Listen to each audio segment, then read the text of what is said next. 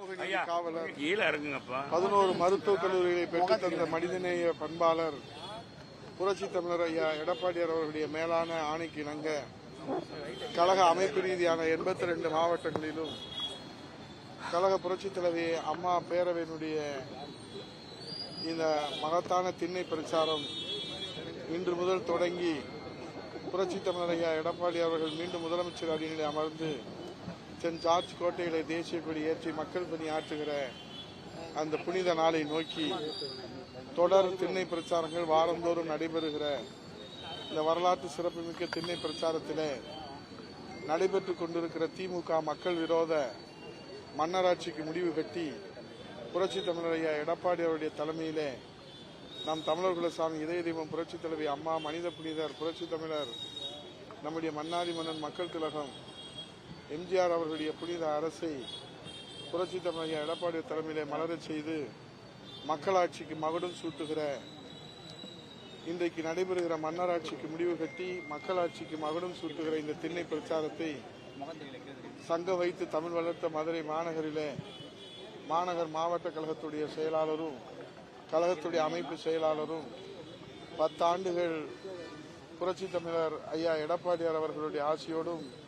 தமிழர் குலசாமி இதய தெய்வம் அம்மாவுடைய ஆசியோடும் தலைவருடைய ஆசியோடும் கூட்டுறவுத்துறையிலே முத்திரை பதித்து தேசிய விருதுகளை பெற்றுத்தந்து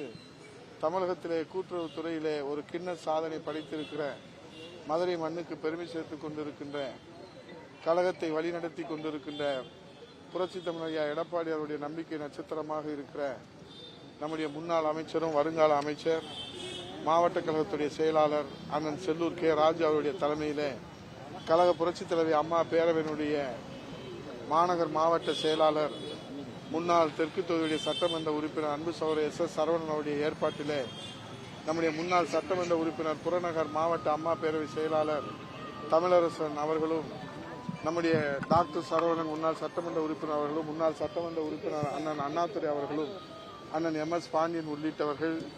அண்ணன் செல்லூர் கே ராஜு அவருடைய தலைமையிலே துவங்கி வைத்திருக்கிறார்கள். இப்போது நேரடியாக மக்களிடத்தில் நீதி கேட்டு வீடு வீடாக சென்று இந்த நாட்டிலே நடைபெறுகிற அவல ஆட்சியிலே